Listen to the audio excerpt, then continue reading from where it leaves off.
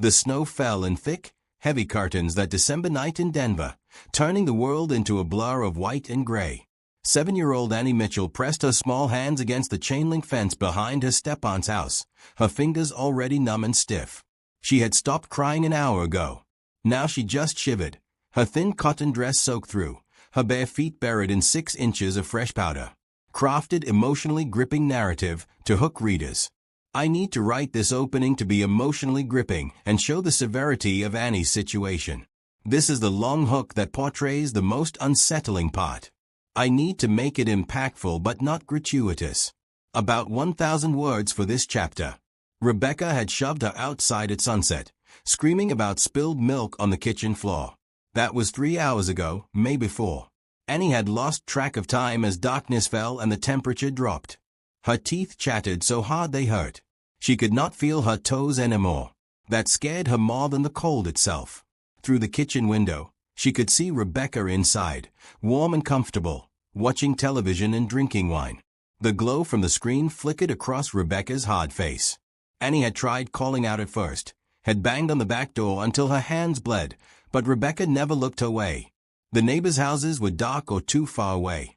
No one could hear her weak cries over the howling wind. Annie's mind drifted. She thought about her daddy, how he used to wrap her in his big work jacket when they walked to the park, how he made her hot chocolate with extra marshmallows, how he sang silly songs that made her laugh. But Daddy was gone now, had been gone for 6 months. The foreman had come to the door one afternoon and told Rebecca there had been an accident at the construction site. Daddy would not be coming home. After that, everything changed. Rebecca, who had seemed nice at first, became mean. She said Annie was a burden, a mouth to feed, a brat who got in the way. She started locking Annie in the basement. Then came the hitting. Tonight was the worst, though. Tonight, Rebecca had done something Annie knew was very bad. Tonight might be the night Annie did not wake up. The little girl's eyelids grew heavy. She had heard somewhere that falling asleep in the snow was dangerous, but she could not remember why. Sleep seemed like such a good idea now. Everything hurt less when she closed her eyes.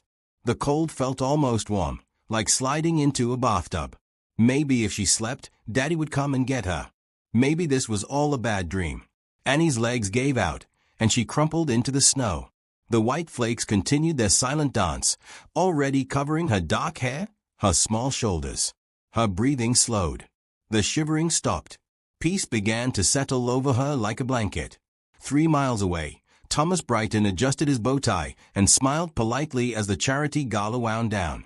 He had just given a speech about helping at-risk youth in Denver, had written another large check to the Children's Hospital, had shaken hands with dozens of wealthy donors. His wife, Catherine, looked elegant beside him in her navy gown. They made a handsome couple, he in his 50s with silver hair, she with kind eyes and a warm smile. They had been doing this for years, ever since their daughter Emily had died of leukemia at age 9.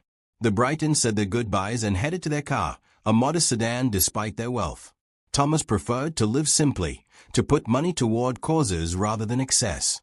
As they drove through the snowy streets toward their home in the suburbs, Catherine talked about the auction, about the funds raised, about plans for the foundation's next project. Then the car made a grinding sound and lurched. Thomas guided it to the cab.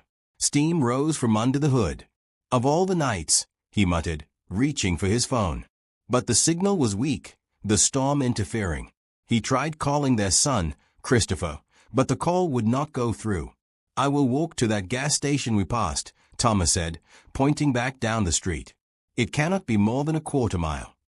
I will come with you, Catherine said, but Thomas shook his head. Stay here where it is warm. I will be quick. He stepped out into the blizzard, pulling his coat tight. The wind bit at his face as he walked, his expensive shoes slipping on the icy sidewalk. He passed dark houses, a closed convenience store, a small park where swings moved like ghosts in the wind. That was when he saw the fence. And behind it, barely visible in the snow, a small shape that did not belong. Thomas stopped. His heart began to pound. He moved closer, squinting through the white veil. The shape was small, too small, and the wrong color. A patch of blue fabric. A tiny hand. Dear God, he whispered.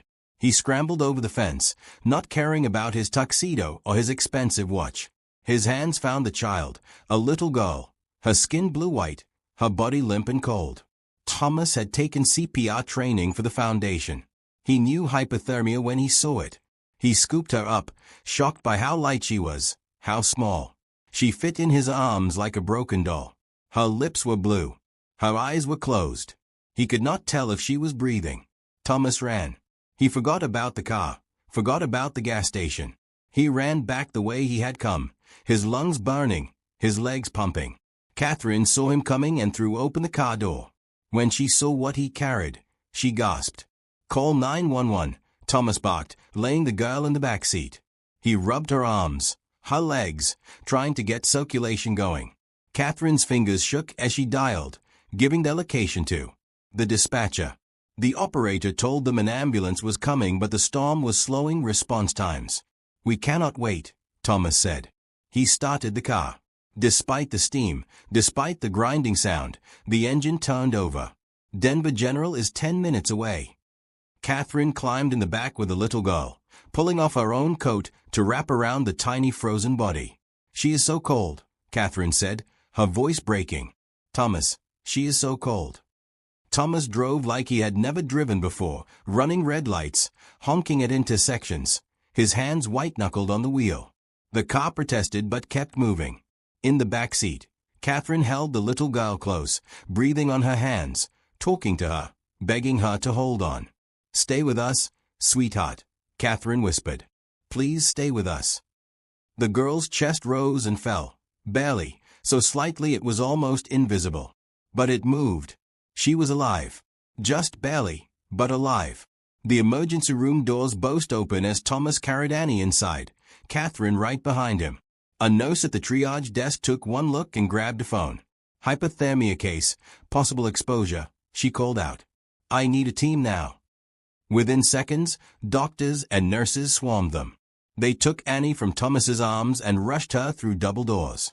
Thomas and Catherine stood in the bright fluorescent lighting, both breathing hard, both covered in melting snow. A young doctor with red hair and freckles came out a moment later. His name tag read Dr. Patrick Sullivan. "Are you family?" he asked. "No," Thomas said. "I found her outside in the snow, behind a house on Maple Street. I do not know who she is." Dr. Sullivan nodded grimly. "We need to call the police. This looks like abuse. That child has bruises all over her body, old ones and new ones." He paused. "Thank you for bringing her in. Another hour and—" He did not finish the sentence. A nurse brought them warm blankets and coffee. Catherine sat down heavily in a plastic chair, her hands shaking. Thomas paced, unable to sit still. Other people in the waiting room stared at them, at their fancy clothes now rumpled and wet, at their distressed faces. An older woman in a pink sweater approached them.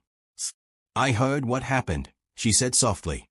"I have been praying since you came in. That little girl is blessed you found her." Catherine looked up with tears in her eyes. "Please keep praying. She needs all the help she can get." The woman patted Catherine's shoulder and returned to her seat, bowing her head.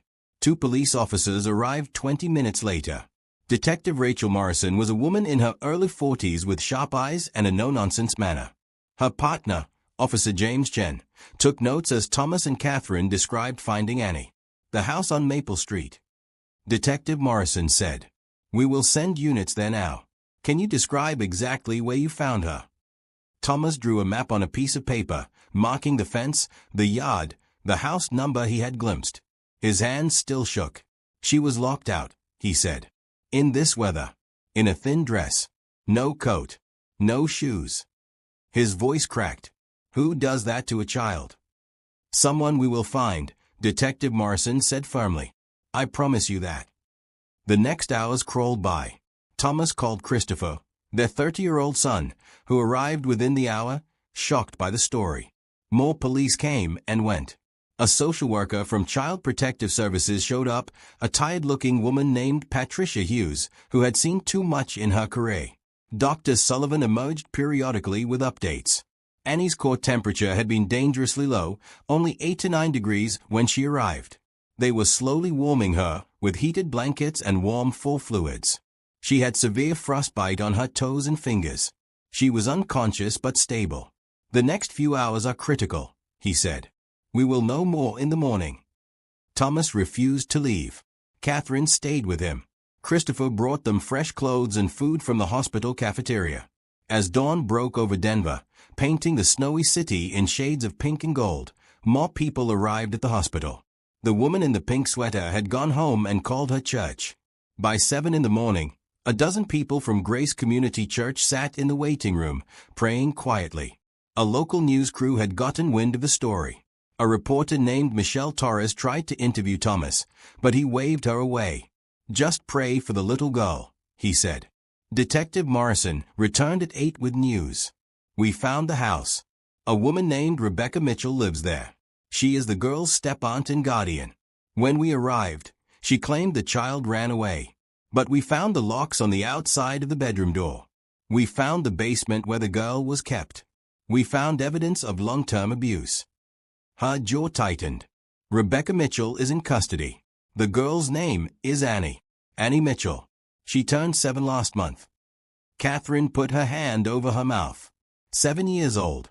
The same age Emily had been when they got her diagnosis. Does she have other family? Thomas asked. Both parents deceased. Father died 6 months ago in a construction accident. Mother died when Annie was 3. Rebecca was the father's sister-in-law, appointed guardian in his will. He never knew what she would become. Detective Morrison shook her head. That little girl had no one looking out for her, except you. Patricia Hughes, the social worker, sat down with the Brightons. When Annie is released from the hospital, she will go into foster care. I will personally make sure she gets the best placement available. After what she has been through, she will need trauma counseling, physical therapy, a lot of support. We want to help, Catherine said immediately. Whatever she needs. Medical bills, therapy, anything. We have resources. Patricia smiled sadly. That is very kind. Let me get her stable first. Then we will talk about what comes next. At noon, Dr. Sullivan came out with better news. Annie had woken up briefly, disoriented and scared, but awake. Her temperature was back to normal. The frostbite was painful but not as severe as they had feared. She would likely keep all her fingers and toes. Can we see her? Catherine asked. Dr. Sullivan hesitated. She does not know you. She might be frightened. Please, Thomas said. Just for a moment. I need to see that she is okay. The doctor relented. He led them through the pediatric ward to a small room. Annie lay in the bed, looking impossibly tiny among the white sheets and medical equipment. Her dark hair had been brushed. Her face was pale, but pink where it had been blue. And ran into her small arm. Her eyes were closed. Catherine approached slowly and gently touched the bed rail. Hello, sweetheart, she whispered. Annie's eyes fluttered open. They were brown, huge in her thin face. She looked at Catherine, then at Thomas. Confusion crossed her features, then fear. It is okay, Thomas said softly. You are safe now. You are in the hospital. The doctors are taking care of you.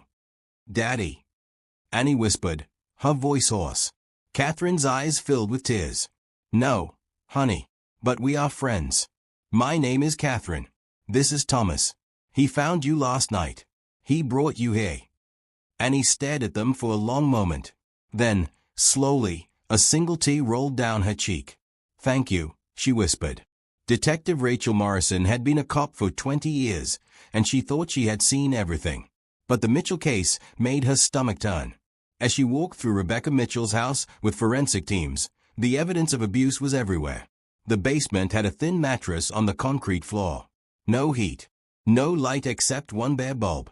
The bedroom upstairs had locks on the outside. The kitchen showed signs of Annie being denied food. The neighbors, when interviewed, told stories of hearing crying but assuming it was none of their business. Rebecca Mitchell sat in the interrogation room at Denver Police Headquarters, her lawyer beside her. She was 42, thin, with bleached blonde hair and a permanent scowl. She had worked as a bookkeeper before taking custody of Annie. My client maintains she did nothing wrong, the lawyer said. The child was difficult. Discipline was necessary. Discipline. Detective Morrison slammed a file on the table. Locking a 7-year-old outside in a blizzard is attempted murder, not discipline. The medical reports show fractured ribs that healed wrong. Burns. Signs of starvation. This went on for months. Rebecca's face remained cold. That child was a burden. James left me stuck with her. He left money, but it was not enough. James Mitchell left his daughter $90,000 from his life insurance, Detective Morrison said. Where did that money go? Rebecca's lawyer whispered in her ear. She said nothing. The investigation revealed a pattern of financial abuse as well. Rebecca had been appointed conservator of Annie's inheritance. She had spent most of it on herself, a new car, designer clothes, trips to Las Vegas. Less than $10,000 remained. Back at the hospital, Annie slowly began to heal physically. The frostbite pain was managed with medication. Her bruises began to fade. She ate small meals that the nurses brought, always seeming surprised that food was offered. Thomas and Catherine visited every day. At first, Annie barely spoke to them. She would watch them warily, as if waiting for cruelty. But they were patient. Thomas brought coloring books. Catherine brought a stuffed rabbit. They sat quietly, sometimes reading to her, never demanding anything. Christopher visited too, bringing balloons and telling gentle jokes that sometimes made Annie smile. He was a lawyer with his father's foundation, dedicated to children's causes. This case hit him hard. I want to prosecute this myself, he told his parents. Pro bono. I want to make sure that woman never hurts another child. Patricia Hughes, the social worker, marveled at the Brightons' dedication. Most people would have dropped her at the ER and left, she told Catherine one afternoon. You stayed. You care. That matters more than you know. She has no one, Catherine said simply. Everyone should have someone. On the 5th day, a child psychologist named Dr. Laura Bennett began working with Annie. She was a gentle woman in her 50s who specialized in trauma. After her first session, she pulled the Brightons aside. That little girl has been through hell, Dr. Bennett said quietly. But she has a strong spirit. She wants to trust. She wants to believe good things can happen. She just needs time and safety. The story had spread through Denver. Michelle Torres, the news reporter, had done a segment about the mysterious billionaire who saved a freezing child. She did not name the Brightons, respecting their privacy, but the community responded. Cards and gifts flooded the hospital. Strangers sent donations to Annie's Care Fund. Local businesses offered free services. Grace Community Church organized a prayer vigil. Hundreds of people stood outside Denver General Hospital on a cold Saturday night, holding candles and singing hymns. Annie watched from her window, confused but moved by the sight. Why are they doing that? She asked Catherine, who had stayed late that evening. Because they care about you, Catherine said. Because your story touched their hearts. Because people are good, Annie. Even when bad things happen, there are always good people. Annie absorbed this, her young mind trying to understand. She had known only cruelty for so long. Kindness was foreign. But maybe, just maybe, it was real. Detective Morrison closed her case against Rebecca Mitchell. The charges were extensive: child abuse, child endangerment, attempted murder, financial exploitation. The district attorney expected a trial within 6 months. Meanwhile, Rebecca sat in county jail, unable to make bail. Annie's medical bills had reached $50,000. The Brightons paid them without hesitation. They also set up a trust fund for her future, replacing the money Rebecca had stolen. Christopher handled the legal paperwork. We are not doing this for recognition, Thomas told Patricia Hughes. We are doing it because it is right. Patricia had worked in child services for 15 years. She had seen wealthy people make donations for tax write-offs. She had seen celebrities visit sick kids for publicity. But the Brightons were different. They genuinely cared. They showed up every single day. They asked about Annie's needs before offering solutions. They listened to the social workers and doctors.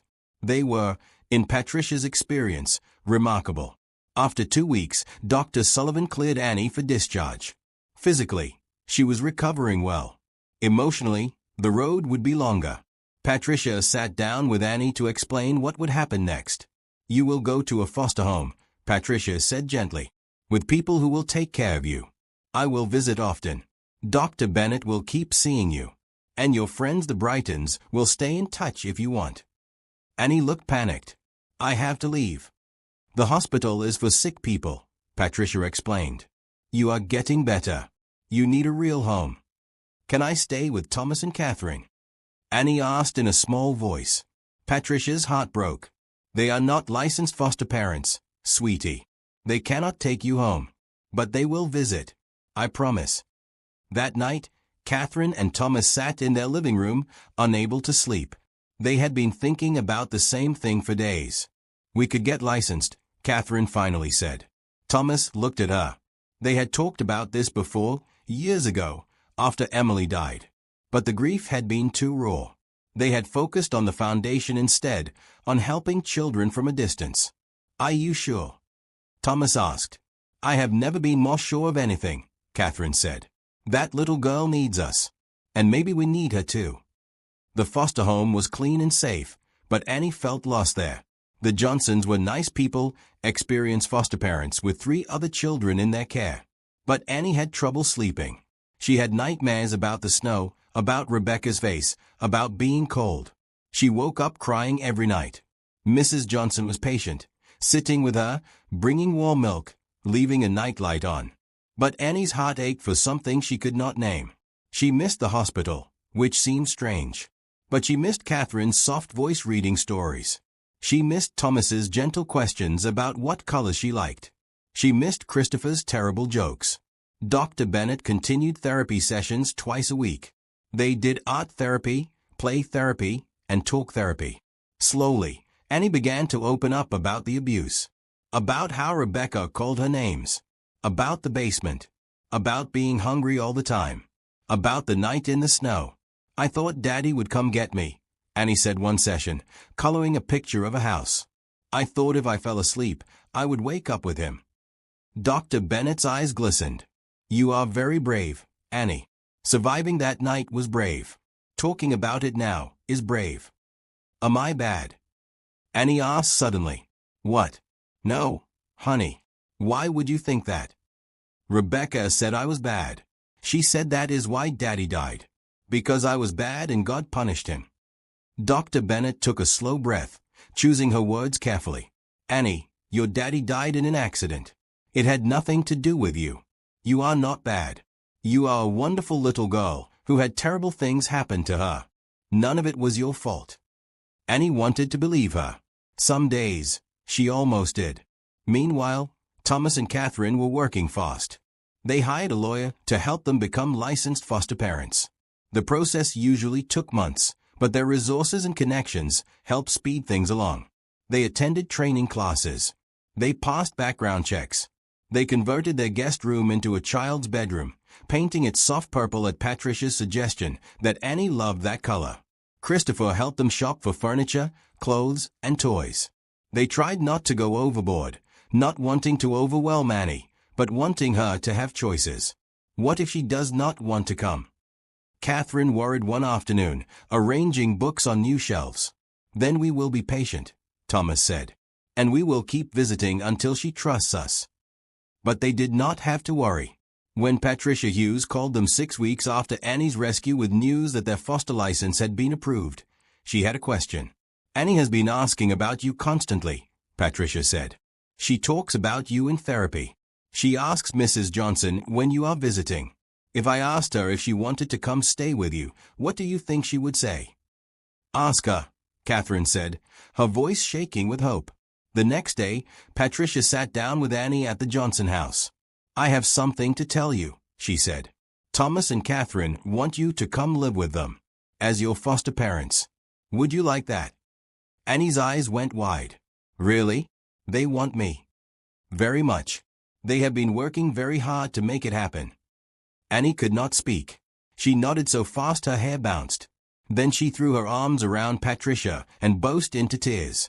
They were not sad tears, though.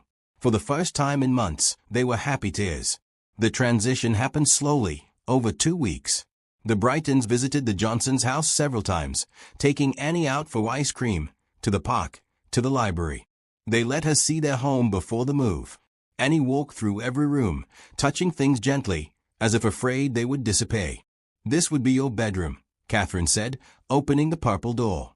If you do not like purple, we can change it. I love purple, Annie whispered. The room had a white bed with a soft comforter, shelves full of books, a desk for drawing, and the stuffed rabbit Catherine had brought to the hospital. You kept him, Annie said, picking up the rabbit. I was saving him for you, Catherine said. Moving day came on a Saturday in February. Annie had few possessions. Some clothes the Johnsons had bought her, the coloring books Thomas had given her, a few drawings. Everything fit in 2 bags. Christopher picked her up in his car, with Thomas and Catherine following behind. As they pulled into the driveway of the Brightons' comfortable suburban home, Annie saw a banner that made her gasp. It said, "Welcome home, Annie," in big rainbow letters. Neighbors stood on their lawns, waving. Mrs. Henderson from next door had baked cookies. "We wanted you to know you are wanted here," Thomas said softly. That first night, Annie sat at the dinner table with her new family, eating spaghetti that Catherine had made. Christopher told stories about his work. Thomas asked Annie about her favorite animals. It felt strange and wonderful and terrifying all at once. When bedtime came, Annie was nervous. Catherine tucked her in, leaving the nightlight on, and the door cracked open like Annie had requested. "If you need anything, our room is right down the hall," Catherine said. "You can come get us anytime." At 2 in the morning, Annie woke from a nightmare, screaming. Catherine and Thomas rushed in. Annie was shaking, crying, disoriented. Catherine sat on the bed and pulled her close. "You are safe," she murmured. "You are home. Nothing bad will happen here." Annie clung to her. "Promise." "I promise." Thomas sat on the other side. "We will always keep you safe, Annie. Always." They stayed until Annie fell back asleep, exhausted. Catherine looked at her husband over the sleeping child. "We can do this," she whispered. "Yes," Thomas agreed. "We can." Do you realize how many children are suffering in silence right now, waiting for someone to notice them? Annie's story is just one, but there are thousands more who need advocates and voices. If this story moves you, subscribe so you never miss another reminder of why kindness matters. Comment and tell us about someone who showed you unexpected compassion. Your story could inspire someone else to take action. The local news coverage of Annie's story had touched something deep in Denver's community. Michelle Torres's follow-up report, which focused on Annie's recovery without revealing her exact location, went viral. Within days, the story had spread across Colorado and then nationwide. The Denver Children's Advocacy Center received hundreds of calls from people wanting to help. Donations poured in not just for Annie but for other abused children. Local therapists offered free sessions. Pediatricians volunteered their time. Teachers sent cards and letters to child services, asking to be notified if any students seemed at risk. Thomas and Catherine were overwhelmed by the response. They had always funded their foundation quietly, without fanfare. But now, people wanted to do more. A local businessman named Robert Patterson called Thomas. "I saw the story," Robert said. 20 years ago, I was an abused kid in the system. Someone gave me a chance, sent me to college, believed in me. Now I own 3 car dealerships. I want to give back. Tell me what you need for that little girl, or any child like her." Thomas was moved. "What we need is for more people to become foster parents, to volunteer, to pay attention to the children around them." "Then let me help spread that message," Robert said. And he did, using his advertising budget to create billboards around Denver encouraging foster care and child advocacy. At Grace Community Church, Pastor Michael Williams had been deeply affected by Annie's story. He organized a community forum about recognizing child abuse and how to report it. Over 300 people attended. Social workers, police officers, and counselors taught warning signs. The church committed to training volunteers for court-appointed special advocates. Annie knew little about all this. She was focused on adjusting to her new life with the Brightons. Every morning was a small miracle. She woke up warm, in a soft bed, without fear. Catherine made breakfast, pancakes, eggs, fruit. Real food, all she wanted. At first, Annie ate frantically, afraid it would be taken away. But as weeks passed, she learned to trust that there would always be another meal. School was harder. The Brightons enrolled Annie at Riverside Elementary, a good public school near their home. The principal, Mrs. Clara Thompson, was briefed on Annie's situation. She personally introduced Annie to her second-grade teacher, Miss Rebecca Harris, a young woman with curly brown hair and infinite patience. Miss Harris understood trauma. Her own sister had been in foster care. She made accommodations for Annie without singling her out. She paired her with a sweet classmate named Sophie Chen, who had been through her own difficult journey in the foster system and had recently been adopted. Sophie and Annie became fast friends. Sophie understood why Annie sometimes flinched at loud noises, why she hoarded snacks in her desk, why she cried when she got an answer wrong, expecting punishment. Sophie would squeeze her hand and whisper, "It is okay. You are safe here." At home, Annie slowly came out of her shell. She discovered she loved drawing. Catherine bought her art supplies, and Annie spent hours creating pictures of flowers, houses, families holding hands. Thomas taught her to play checkers. Christopher visited every weekend, always bringing something small, a book, a puzzle, a funny hat. The nightmares continued, but they became less frequent. Dr. Bennett was pleased with Annie's progress. "She is forming healthy attachments," the therapist told the Brightons. "That is crucial. She is learning to trust again." In March, Detective Morrison called with news. "Rebecca Mitchell's trial date is set for June," she said. "Annie will need to testify. I know that is hard, but her testimony is important for the case." The Brightons' stomachs turned. The thought of putting Annie through that seemed cruel. But Christopher, wearing his lawyer hat, explained why it mattered. "If Rebecca gets a light sentence, she could be out in a few years," he said. "She could try to get custody again, or worse, target Annie. We need to make sure she goes away for a long time. Annie's testimony, handled correctly, will ensure that." They told Annie gently, in Dr. Bennett's office, with Patricia there for support. Annie's face went pale. "I have to see her." Annie whispered. "No," Christopher said firmly. "Colorado law allows children to testify via video or in private with just the judge. You would not have to be in the same room as Rebecca. I will make sure of that." Annie was quiet for a long time. Finally, she said, "Will it help other kids if I tell what happened?" "Yes," Dr. Bennett said. "Very much." "Okay," Annie said, her voice small but steady. "I will do it." The community continued to rally. When a local furniture store heard about Annie's case, the owner, David Mitchell, no relation, donated bedroom furniture for 10 other foster children in Denver. When a dentist learned many foster kids had untreated dental problems, she started a program offering free dental care. One case had sparked a movement. Catherine watched all of this with wonder. "Look what has come from something so terrible," she said to Thomas one evening. "Look at all the good." "That is what redemption looks like," Thomas said. "Taking the worst moments and finding purpose in them." Annie was thriving in some ways, struggling in others. She still had trouble accepting gifts or compliments. She apologized constantly for small things. She tested boundaries, expecting punishment that never came. When she accidentally broke a glass, she cried hysterically, certain she would be locked in the basement. There was no basement. "Accidents happen," Catherine said calmly, helping her clean up. "We all make mistakes. No one is angry." These moments of grace were building blocks, slowly constructing a new foundation for Annie's sense of self. In April, on Annie's 8th birthday, the Brightons threw a small party. Sophie came, along with 2 other classmates Annie had befriended. Christopher was there. Mrs. Henderson from next door brought a cake she had baked herself. They sang happy birthday. They played games. Annie blew out her candles. "What did you wish for?" Sophie asked. Annie looked around at the smiling faces, at the decorations, at the presents wrapped in colorful paper. "I already got my wish," she said softly. Catherine hugged her tight, tears streaming down her face. That night, after everyone had gone home and Annie was asleep, Catherine and Thomas sat on their porch. Spring was coming to Denver, the air finally warming. The memorial garden at the spot where Thomas had found Annie was starting to bloom with early flowers, tended by volunteers. "I think we should adopt her," Catherine said. Thomas reached for her hand. "I was thinking the same thing."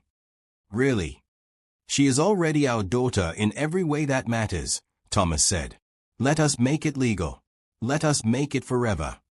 Catherine leaned against him, watching the stars appear in the darkening sky. Emily would have loved her.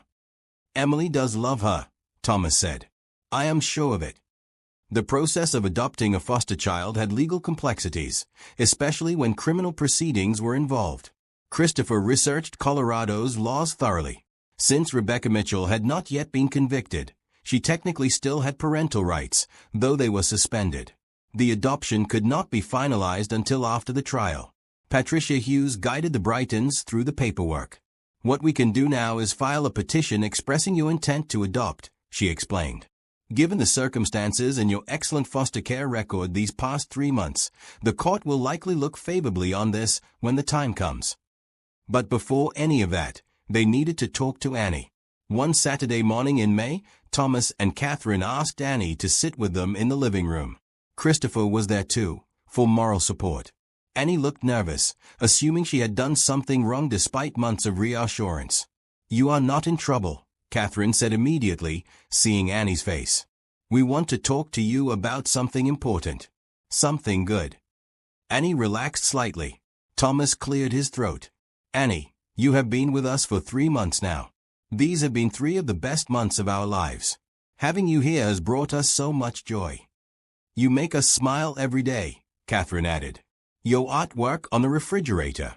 Your questions about everything. Your laugh, which we do not hear enough of yet, but hope to hear more. We love you, Annie, Christopher said. All of us. You have become part of our family. Annie's eyes widened. Love. That word. She had not heard it in so long, not since Daddy died. We would like you to stay with us forever, Thomas said. Not as our foster daughter, but as our real daughter. We would like to adopt you, if you will have us. You would be Annie Brighton. Our family. Always. Annie stared at them. Her mind struggled to process this. Forever. Family. Real daughter. These seemed like fairy tale words, not real-life words. But Rebecca, Annie started. We'll never have custody of you again, Christopher said firmly. After the trial, she will be in prison for a very long time. You will be safe. We will make sure of it. What if you change your mind? Annie whispered. What if I am bad and you do not want me anymore? Catherine knelt in front of Annie, taking her small hands. Listen to me, sweetheart. You could never be bad enough for us to stop loving you. Love does not work that way. Real love, family love, is forever. When we adopt you, you will be our daughter until the day we die. Nothing can change that. But Emily, Annie said. She had learned about Emily, the Brighton's daughter who had died. She had seen pictures around the house. You had a real daughter. I cannot be her. Thomas knelt beside Catherine. You are right. You cannot be Emily. Emily was Emily, and we will always love her memory.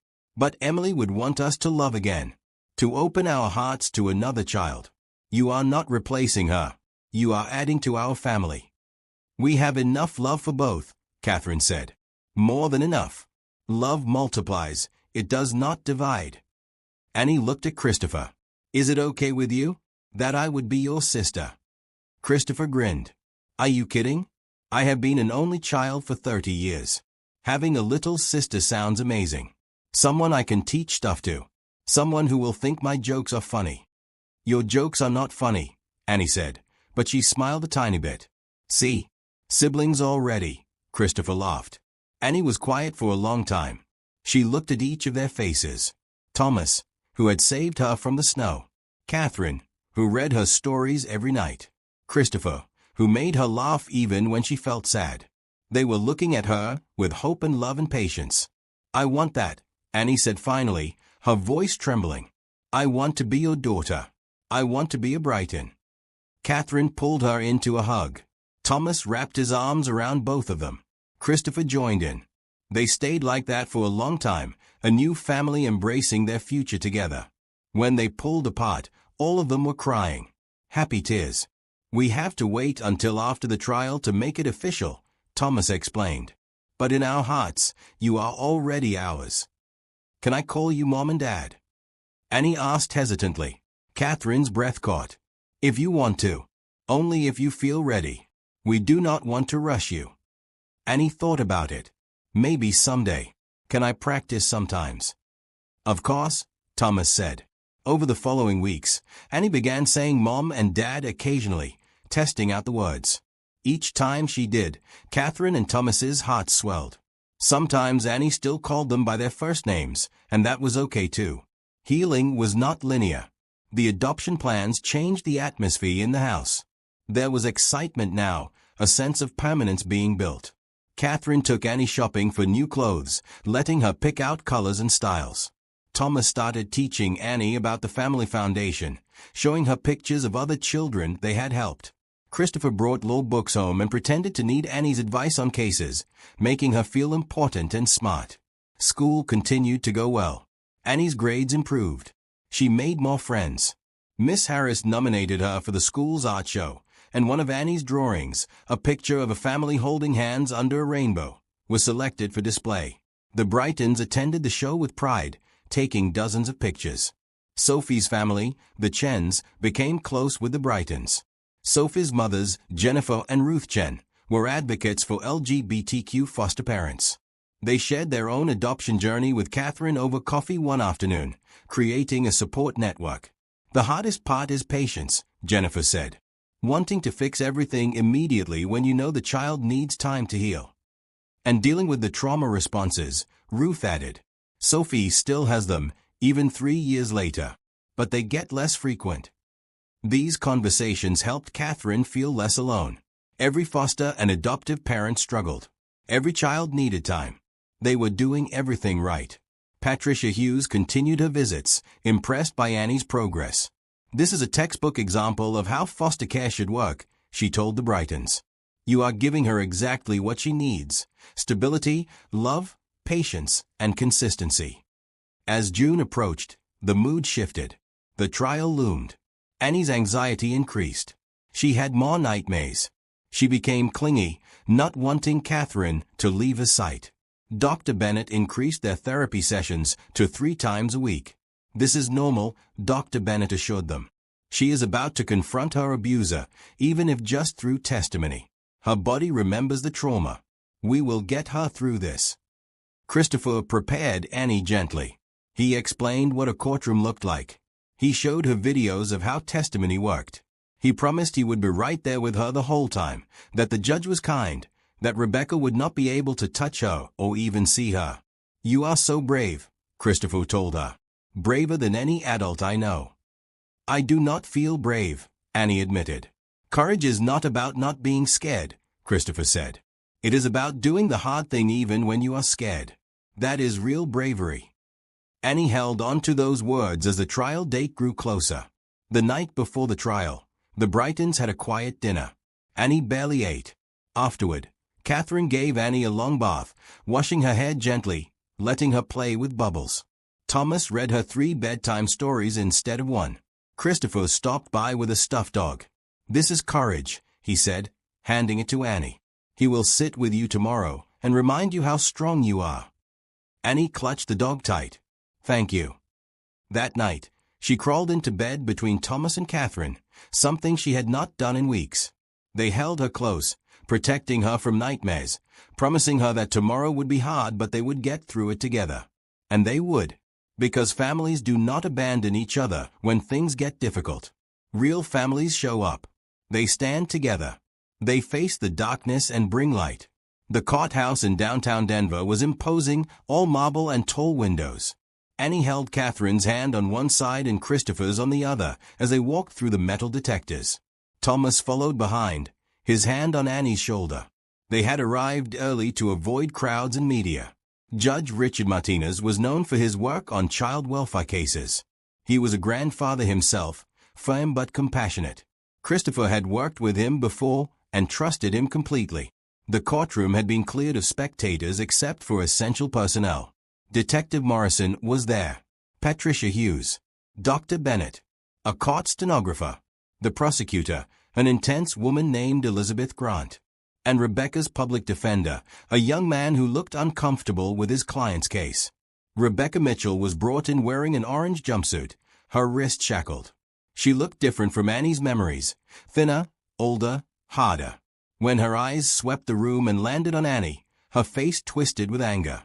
Annie flinched and gripped Catherine's hand tighter. Christopher immediately stepped between them, blocking Rebecca's view. "You do not have to look at her," he whispered. "Keep your eyes on me." Judge Martinez banged his gavel. "This is a preliminary hearing for the criminal case against Rebecca Mitchell. We are here today to hear testimony from the victim, who is a minor. This testimony will be conducted in my chambers, with only necessary parties present. Ms. Mitchell, you will observe via closed-circuit television from this courtroom." Rebecca started to protest, but her lawyer shushed her. She would not get to intimidate Annie in person. In the judge's chambers, the atmosphere was much less formal. Judge Martinez sat behind his desk. Annie sat in a comfortable chair between Christopher and Dr. Bennett. A camera recorded everything. The prosecutor, Elizabeth Grant, asked questions gently. "Annie, can you tell me what happened last December?" she began. Annie's voice shook, but she told her story. About Daddy dying. About Rebecca taking her in. About the first time Rebecca hit her. About the basement. About meals being withheld. About the cold night in December when she was locked outside. "I thought I was going to die," Annie said, tears streaming down her face. "It was so cold. And I kept thinking Daddy would come get me, but he did not because he could not. He was already gone." Judge Martinez handed her a box of tissues, his own eyes suspiciously bright. Elizabeth asked about the money. About hearing Rebecca talk on the phone about spending Annie's inheritance. About Rebecca saying Annie was worthless and a burden. By the time the testimony ended, 2 hours had passed. Annie was exhausted, emotionally drained. Christopher carried her out of the chambers. In the hallway, Thomas and Catherine enveloped her, in hugs.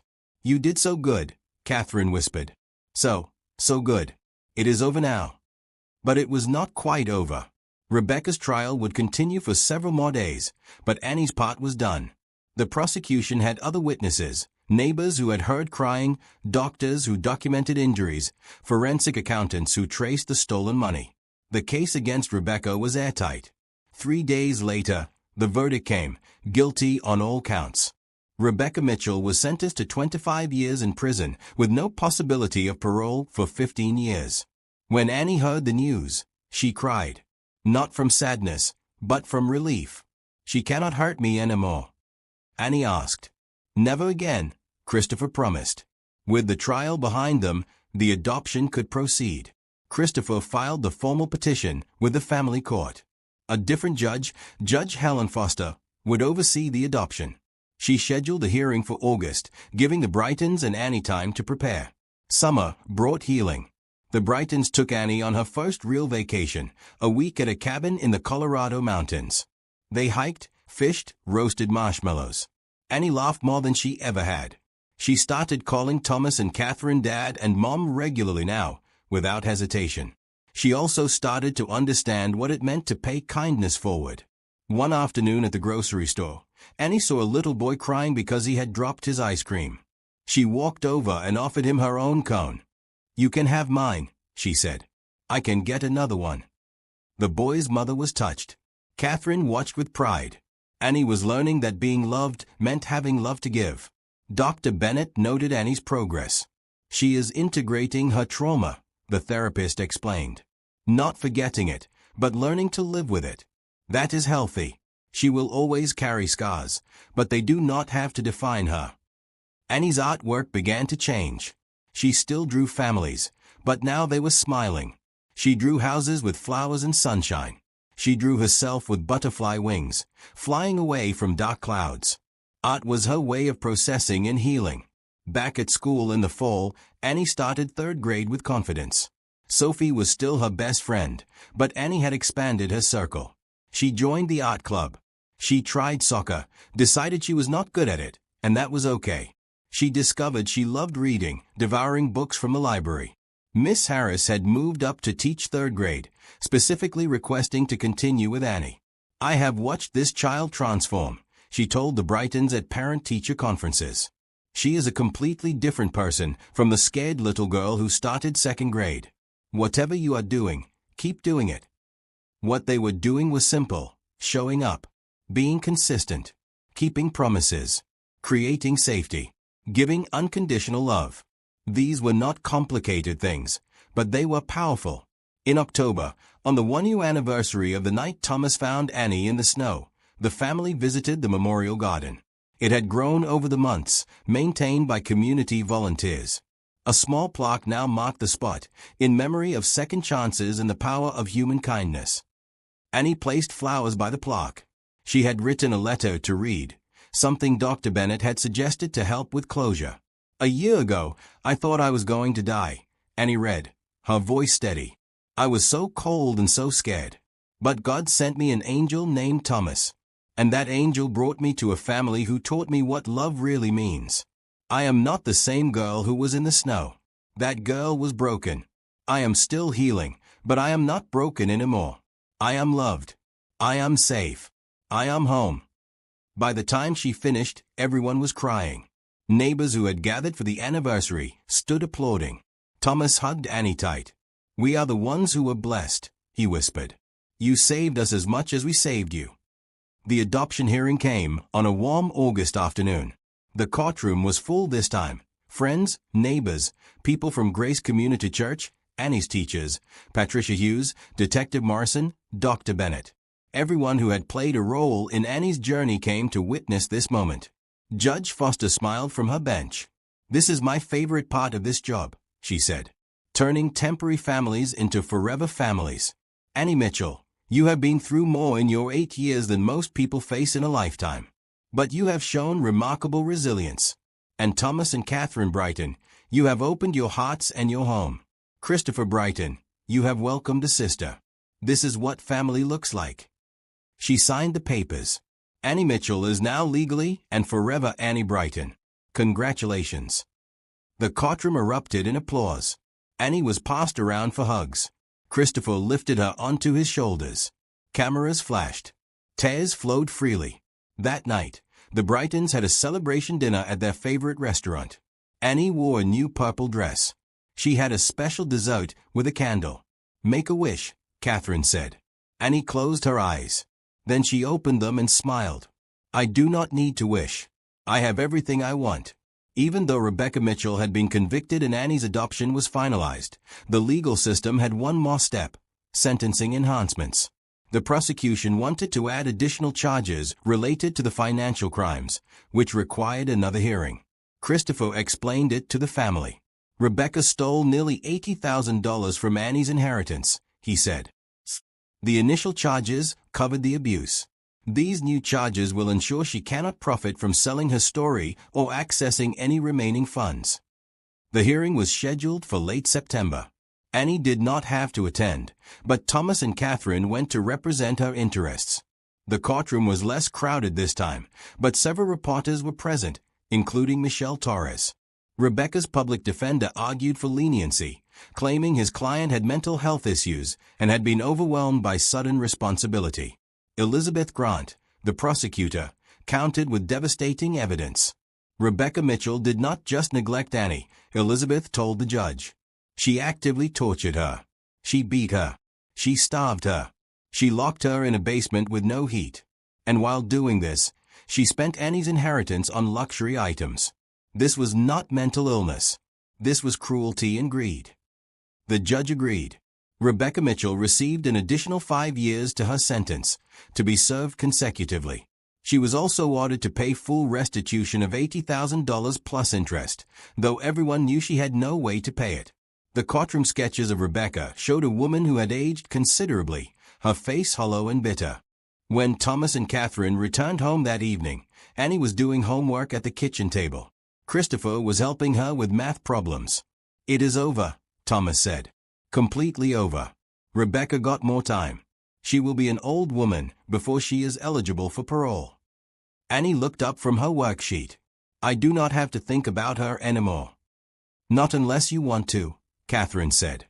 "She is in the past. You are in the present, heading toward a bright future." Annie considered this. "Good. I have better things to think about." And she did. 3rd grade was going well. She had been selected for the school's gifted art program. Her drawings were displayed in the principal's office. She had been invited to birthday parties, had friends who called the house, had playdates that Catherine drove her to. One Saturday in October, the Brighton family attended a fundraiser for the Denver Children's Advocacy Center. Thomas and Catherine had always supported the organization, but now their involvement was personal. Thomas gave a speech, and at the end, he surprised everyone. "My family and I have decided to establish a new fund called Annie's Hope," he announced. "It will provide comprehensive support for children aging out of foster care or recovering from abuse. We are starting with an initial donation of $5 million, and we hope the community will join us in growing this fund." The room erupted in applause.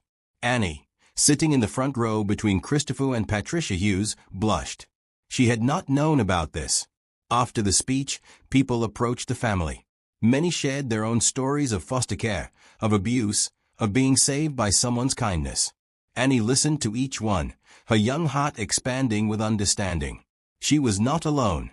Her story was one of thousands. But her story had a happy ending, and maybe that could give others hope. David Mitchell, the furniture store owner who had donated beds for foster children, approached them. "I want to contribute to Annie's Hope," he said. "How about furnishing the bedrooms of every child in the program?" Robert Patterson, the car dealership owner, was next. "I will provide transportation vouchers. Kids aging out of foster care need reliable ways to get to job interviews and college." One by one, Denver's business community stepped up. A local doctor offered free physicals. A dentist committed to free dental care. A community college provided full scholarships. Annie's story had opened hearts and wallets across the city. Michelle Torres interviewed the family after the event.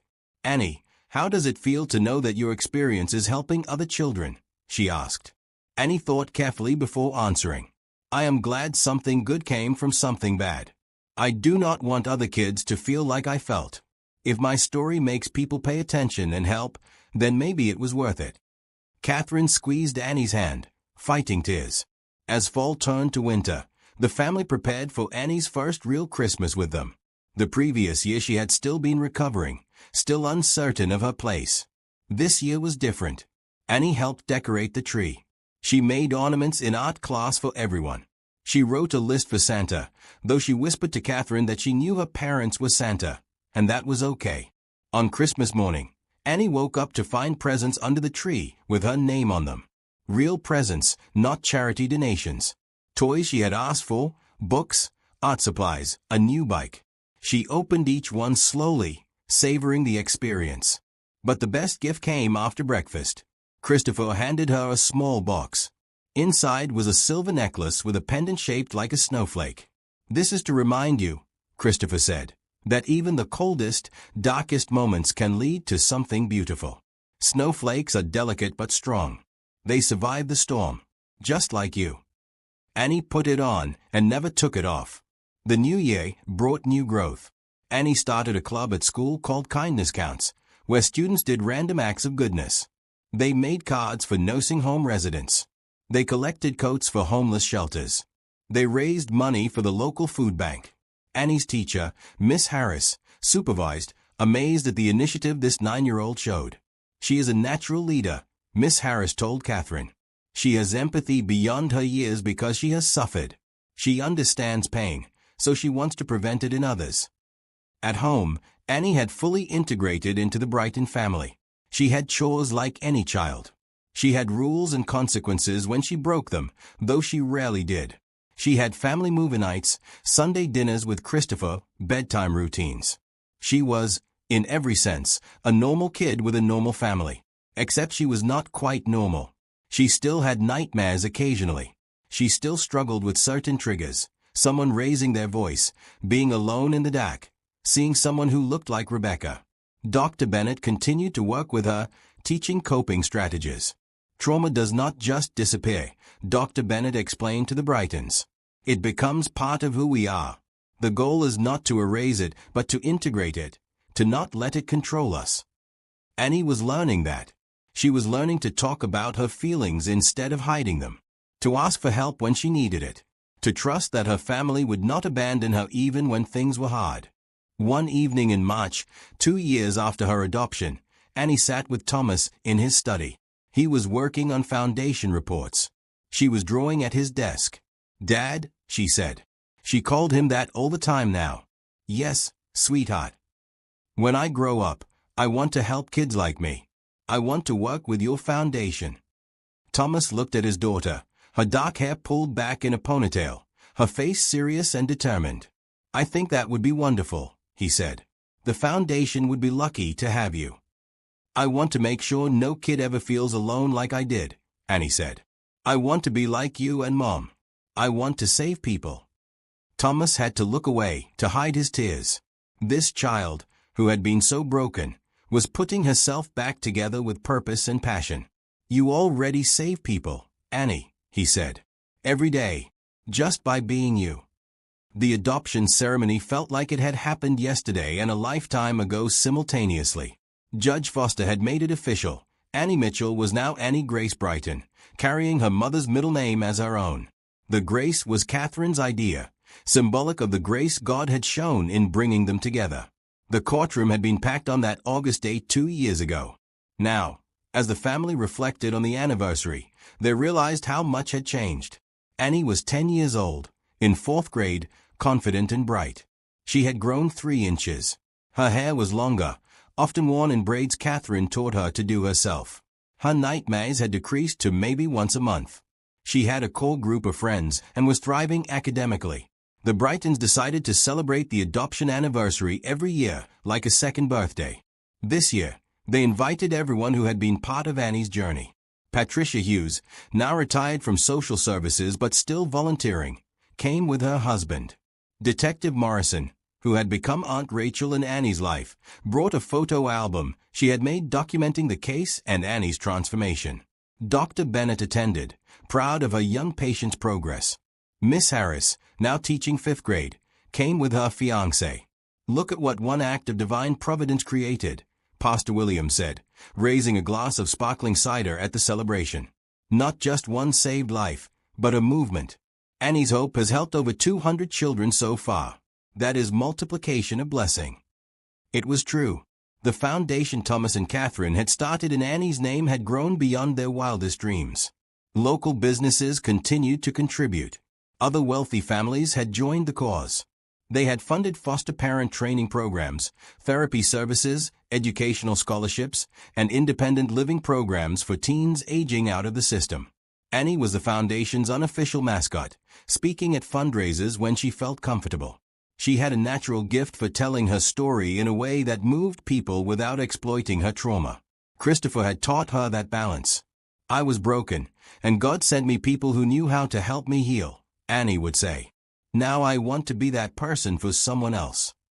Sophie Chen, still Annie's best friend, was also thriving. Her mothers, Jennifer and Ruth, had become like family to the Brightons. The two families vacationed together, celebrated holidays together, supported each other through the unique challenges of raising formerly traumatized children. One Sunday afternoon, the families gathered at the Brightons' house for a barbecue. The kids played in the backyard while the adults sat on the patio. Do you ever wonder what your life would have been like if Thomas had not found Annie? Jennifer asked Catherine. Catherine watched Annie and Sophie doing cartwheels on the grass, their laughter carrying on the breeze. We would still be living in our grief, she said honestly. Emily's death created a hole in our hearts we thought could never be filled. Not replaced, but filled. Annie did not replace Emily, but she gave us purpose again. She reminded us why we are here. To love, Ruth said. To give, Thomas added, flipping burgers on the grill. To show up, Christopher said, arriving late from work. Sorry, emergency at the office. Annie ran over and hugged her big brother. At 10, she barely came up to his chest, but she was mighty in spirit. Did you win your case? She asked. Not yet, but we will, Christopher said. He had followed through on his vow to focus on children's advocacy law. His firm now specialized in it, taking pro bono cases for abused and neglected kids. Annie was his inspiration. As autumn approached, Annie started 4th grade with excitement. She had Mrs. Rachel Thompson, a teacher known for being strict but fair. Annie flourished under structure. She joined the school choir, discovering she had a decent singing voice. She continued her Kindness Counts Club, which now had 40 members and had won a state community service award. But success did not mean Annie had forgotten where she came from. One day, She asked Catherine if they could visit the memorial garden. They had not been there in months. The garden had matured beautifully. Local volunteers still maintained it. The plaque was polished. Flowers bloomed even in October. Annie stood at the spot where Thomas had found her, trying to remember that night. She could not recall many details anymore, which Dr. Bennett said was normal. The mind protects itself. Sometimes I feel guilty, Annie admitted to Catherine as they sat on a bench. About what, honey? About being happy. About having everything I have when other kids do not. When I was in the snow, I wished so hard for someone to help me. And someone did. But what about the kids whose wishes do not come true? Catherine put her arm around Annie. That is why we do the work we do. That is why Annie's hope exists. We cannot save every child, but we can save some. And those we save can grow up to save others. It is a ripple effect. Like paying it forward. Exactly like that. Annie nodded, thinking. When I grow up, I am going to adopt a kid who needs a family. Maybe more than one. I think you will be an amazing mother, Catherine said. As winter approached, the family prepared for Thanksgiving. It would be their third Thanksgiving together, but the first where Annie had fully relaxed into the holiday. Previous years, she had been anxious about so much food, so many people, so much gratitude. This year, she helped Catherine plan the menu. She invited Sophie's family. She made place cards for everyone. On Thanksgiving Day, the table was full. Thomas, Catherine, Christopher, and Annie sat with the Chens, Patricia Hughes and her husband, Detective Morrison and her girlfriend, and 3 other families from Grace Community Church who had become close friends. 17 people crowded around the expanded dining table. Before the meal, Thomas asked everyone to share something they were grateful for. When it came to Annie's turn, she stood up, suddenly shy in front of so many people. I am grateful for second chances, she said. I am grateful for people who see kids who are hurting and do something about it. I am grateful for this family, who chose me when I had no one. And I am grateful that bad things do not have to be the end of the story. They can be the beginning of something better. There was not a dry eye in the room. After dinner, as the adults cleaned up and the kids played games, Christopher pulled Annie aside. He had something to show her. He opened his laptop to a news article. Remember Rebecca? He asked gently. Annie tensed but nodded. She tried to appeal her sentence. She lost. The appeals court actually increased her sentence by 3 more years because of the financial crimes. She will be in prison until you are 30 years old. Maybe longer. Annie processed this. She rarely thought about Rebecca anymore. Good, she said finally. Maybe in prison she will think about what she did. Maybe she will become a better person. Christopher was struck by Annie's capacity for hope, even for someone who had hurt her so badly. You are a remarkable kid, you know that. You tell me that a lot, Annie said, smiling. Because it is true. That night, as Catherine tucked Annie into bed, Annie asked a question she had wondered about for a while. Mom, do you think God planned this? Dad finding me in the snow? Catherine considered her answer. I believe God puts people in the right place at the right time. Your dad's car breaking down on that street, on that night, in that storm? Yes, I think God had a hand in that. So I was supposed to suffer, so that I could be saved. No, Catherine said firmly. You were never supposed to suffer. Rebecca's choices caused your suffering. But God can take terrible things and bring good from them. He did not cause the pain, but he sent the rescue. Annie thought about this. I like that answer. Good. Now sleep. Tomorrow is a school day. As Catherine left, Annie hugged her stuffed dog Courage, the one Christopher had given her before the trial. She thought about her journey. From the snow to the hospital to the Johnsons to this house. From scared to safe. From alone to loved.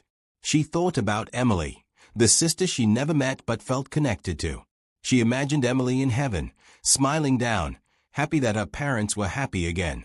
She thought about her daddy, gone but not forgotten. She hoped he knew she was okay now, that she had a family who loved her. And she thought about tomorrow, and the day after, and all the days stretching ahead. Days full of possibility. Days where she could make a difference. Days where she was not just a survivor but a thriver. Annie Brighton fell asleep with a smile on her face, safe and warm and home. 5 years had passed since that freezing December night, and Annie Brighton was now 12 years old. She stood in front of her 7th grade English class, giving a presentation about personal heroes. Her classmates listened with rapt attention as she told a story they had heard before but never tired of. "My hero is my dad, Thomas Brighton," Annie said, clicking through a PowerPoint presentation she had made herself. "Not because he is rich or famous, but because he stopped. He could have kept walking that night.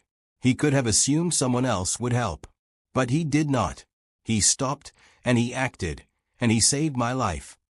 She showed pictures, the Memorial Garden, newspaper articles from 5 years ago, photos of Annie's Hope Foundation events. Then she showed current pictures, her family at the Grand Canyon last summer, her art winning a regional competition, her and Christopher volunteering at a soup kitchen. "My hero taught me that one person can make a difference," Annie concluded. "That kindness is not just a feeling but an action. That family is not just blood but choice. And that second chances are real if someone is willing to give them." Her teacher, Mr. Jonathan Reed, had tears in his eyes. Her classmates applauded. Annie returned to her seat next to her best friend Sophie, who squeezed her hand. At home that evening, the Brighton family gathered for their usual Sunday dinner. Christopher now brought his girlfriend, Emma, a pediatric nurse he had met at a fundraiser. She fit seamlessly into the family, earning Annie's approval by playing video games and not treating her like a baby. "Annie gave her presentation about me today," Thomas told the table, his voice full of pride. "About us," Catherine corrected. "She gave it about all of us." "She made me cry," Christopher admitted.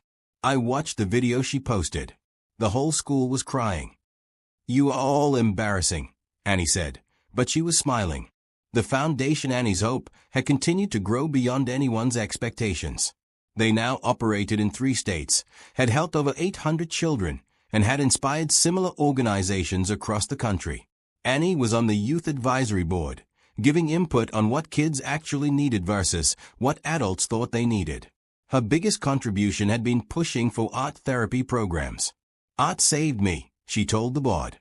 "When I could not talk about what happened, I could draw it. Every kid should have that option." The foundation had funded art therapy programs in 15 schools and 10 foster care agencies. Annie volunteered as a teaching assistant in one of the programs, helping younger kids express themselves through creativity. She had also become an advocate for trauma-informed care in schools. She spoke at teacher training sessions, explaining what it felt like to be a traumatized child in a classroom. How loud noises triggered fear. How hunger could make you hoard food. How punishment could send you spiraling. Her presentations were raw and honest, and they changed how educators approached struggling students. Detective Rachel Morrison, who had stayed in Annie's life as an honorary aunt, often marveled at the girl's growth. "You know what is amazing," she told Catherine one afternoon when they met for coffee. "Most kids who go through what Annie did either shut down completely or act out destructively. Annie did neither. She turned her pain into purpose." "She had the right support," Catherine said modestly. "She had you," Rachel countered. "Do not minimize what you and Thomas did.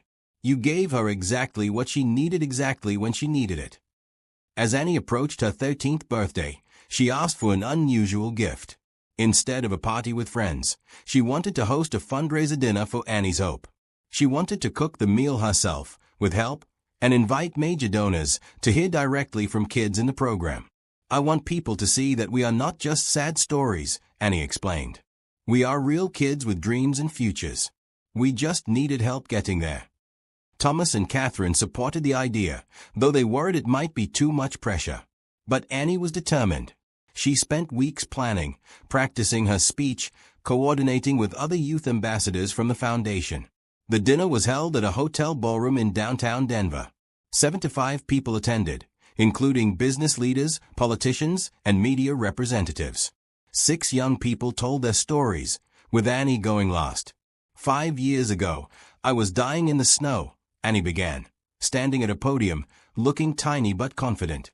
"I was 7 years old, and I had given up hope. I thought no one cared. I thought God had forgotten me. I was wrong." She told her story with grace, acknowledging the pain without dwelling in it. She talked about her family, about therapy, about the community that had rallied around her. Then she shifted to the present. Annie's hope has helped 817 children so far, she said, her voice strong. That is 817 kids who might have ended up like me, freezing and forgotten. But they did not. Because of people in this room who donated money and time and care. Because someone decided to stop and help. She paused, looking around the room. But there are thousands more who still need help. Foster care is overwhelmed. Social workers are burned out. Teachers are underpaid and undersupported. Group homes are overcrowded.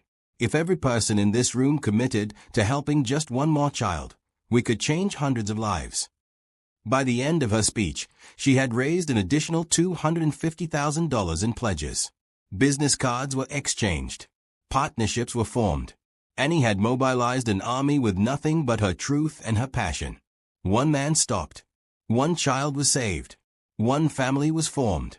And from that single moment, hundreds of lives were changed. That is the mathematics of grace. That is the multiplication of love. That is the eternal promise that even in the coldest, darkest moments, there's always the possibility of dawn. Annie's story was not over. It was just beginning. And somewhere out there, another child was waiting, hoping, praying for their own miracle. And because of Annie, because of her family, because of a community that learned to pay attention and act, that child's chance of being saved had just increased exponentially. The snow had melted. Spring had come. And it would come again and again. For as long as people chose kindness over indifference, love over fear, action over apathy. This was not the end. This was the forever beginning.